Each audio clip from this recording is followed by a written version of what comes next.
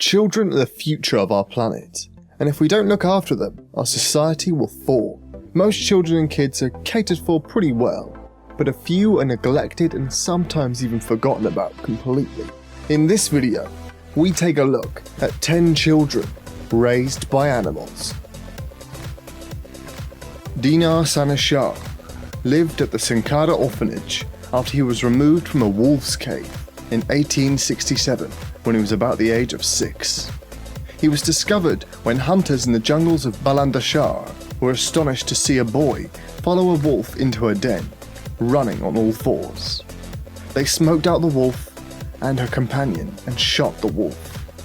He initially exhibited all the habits of a wild animal, tearing off clothes, eating food from the ground. He eventually was weaned off raw meat onto cooked, but never did learn to speak. He apparently became addicted to tobacco in later life and died in 1895. The Syrian Gazelle Boy. A 10-year-old boy was found in the midst of a large herd of gazelles in the Syrian desert in 1946. He was discovered by members of the military and reportedly took an army jeep to catch up with him because he was so fast. Despite looking terribly thin, he was said to have been extremely fit and strong, with muscles of steel. Once the young boy was captured, the men had to bind his feet and hands so he wouldn't run off. The young boy was sent to an insane asylum, where doctors tried to cure the boy of his gazelle-like habits. Over the years of his captivity, the boy tried to escape many times, eventually leading to the guards and doctors chaining him up. The last reports about this young boy was written in 1955. He was still in an insane asylum then, and had apparently made little progress on his path to normality. The Nigerian Chimp Boy. Bello, the Nigerian chimp boy, was found in 1996 at the young age of around 2. Both mentally and physically disabled, Bello was more than likely abandoned by his parents, which was common practice in Nigeria at this time. Bello was found with a chimpanzee family in the Falgore forest, which is in northern Nigeria. When first discovered, Bello walked like a chimpanzee, using his legs but dragging his arms along on the ground. When he was housed in an orphanage in Kano, he would reportedly leap around the dormitory at night, disturbing all the other children by smashing and throwing things. 6 years on from when Bello was first found, he showed no real sign of behavior change. And sadly, he died in 2005. The Ukrainian Dog Girl. Not really either a feral child or a confined child, but rather a neglected one. Oksana Malala spent much of her childhood between the ages of 3 and 8, living in a kennel in the back garden of her family home in Novaya Balogovshnekna. I'm not really sure how you pronounce that. Ukraine. Although she did spend some time in the house with her alcoholic and neglectful parents. Oksana's alcoholic parents were unable to care for her, and at 3 years of age, she was exiled from her family home. They lived in an impoverished area where there were wild dogs roaming the streets. She took refuge in a shed inhabited by these dogs behind her house. She was cared for by them and learned their behaviorisms and mannerisms. The bonding with the pack of dogs was so strong that the authorities who came to rescue her were driven away in the first attempt by the dogs. Her actions and sounds mimicked those of her carers. She growled, barked, walked on all fours and crouched like a wild dog, sniffed at her food before she ate it, and was found to have acquired extremely acute senses of hearing, smell and sight. She only knew how to say yes and no when she was rescued. When she was first discovered, Oksana found it difficult to acquire normal human social and emotional skills. She had been deprived of intellectual and social stimulation, and her only emotional support had come from other dogs. Oksana's lack of exposure to language in a social context made it very difficult for her to improve her language skills. When first found in 1991, she could hardly speak. As of 2010, at the age of 26, Oksana resides at a home for the mentally handicapped, where she helps look after the cows in the clinic's farm. She has expressed that she is happiest when among other dogs.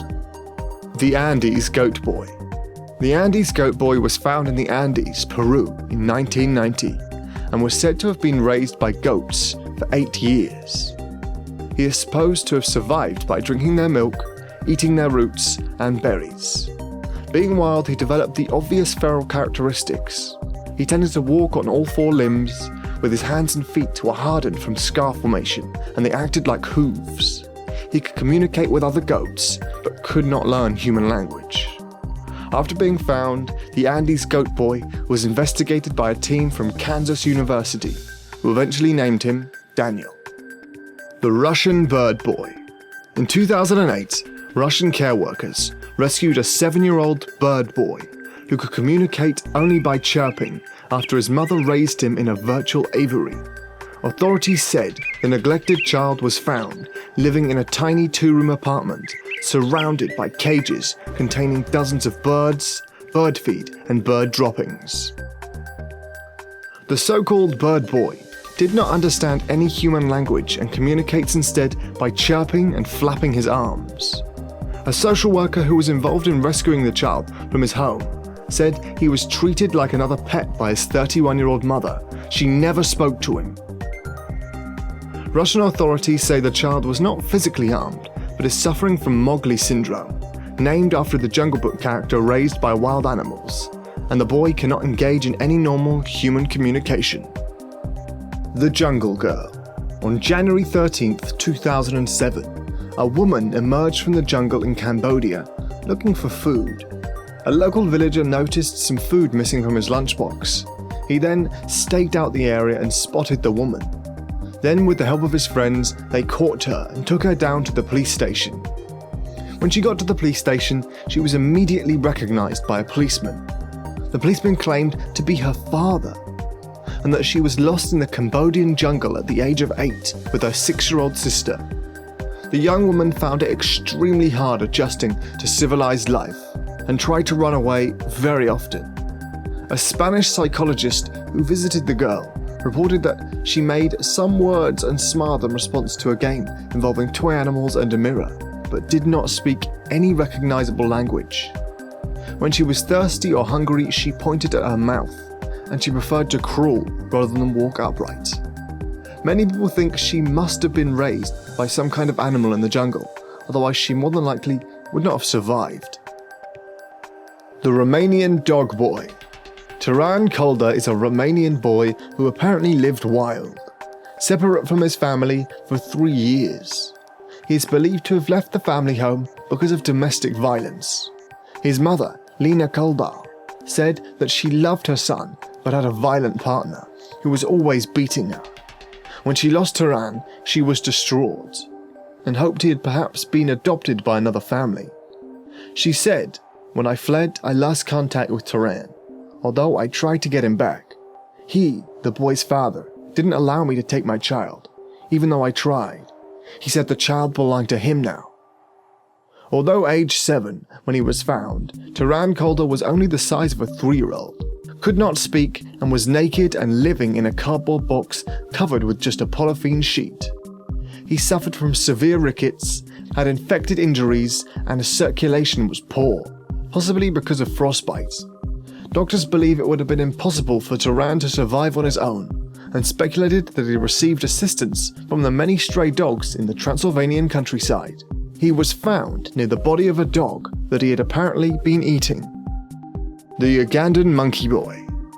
John Sebasenya was born in the mid-1980s, but ran away from home, probably aged around 3, after seeing his mother murdered by his own father.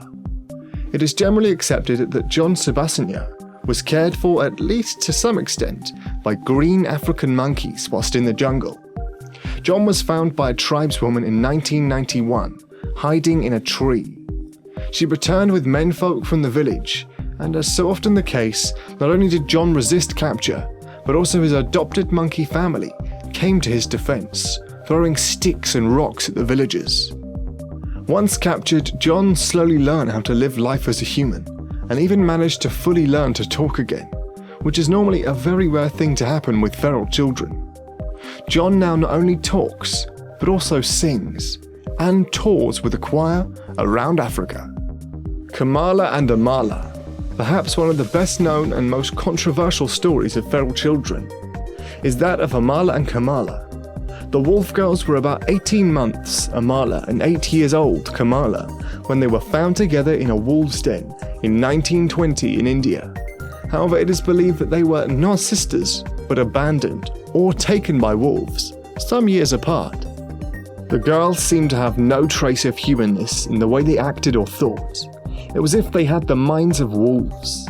They tore off any clothes put on them and would only eat raw meat. They slept curled up together in a tight ball and growled and twitched in their sleep. They only came awake after the moon rose and howled to be let free.